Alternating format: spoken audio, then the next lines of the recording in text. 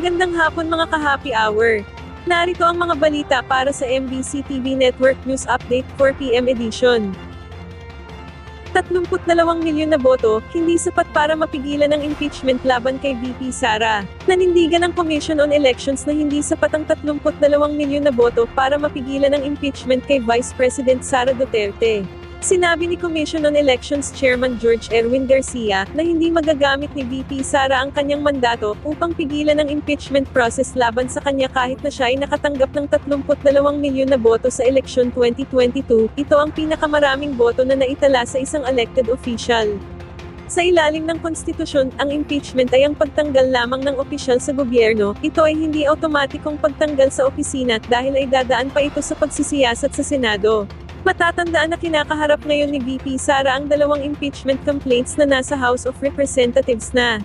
Ayon sa mga complaints, si VP Sara ay nagpapakita ng betrayal of public trust dahil sa kanyang umano'y maling paggamit ng 612.5 million na confidential funds. Patuloy itong tinatanggi ng Vice Presidente. Samantala, BAI tiniyak ang mahigpit na pagbabantay sa naitalang bird flu cases sa Camarines Norte.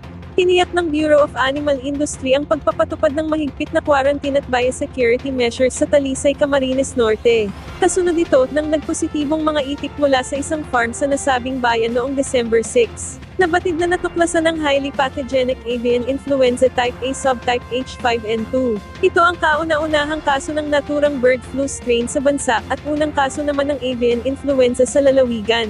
Sa ngayon ay sumailalim na sakaling o pagpatay ang mga natitirang itik upang tiyakin na hindi na kumalat pa ang sakit. Patuloy naman ang investigasyon ng ahensya upang matukoy ang pinagmulan ng mga infected na alaga. Kinumpirma naman ng Department of Agriculture na nagpatupad na sila ng checkpoint o pagbabantay sa mga lugar na malapit sa mga apektadong lugar para hindi na kumalat pa ang bird flu.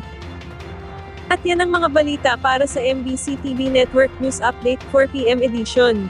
Abangan ang mga susunod na balitaan mamaya para sa 5 PM edition.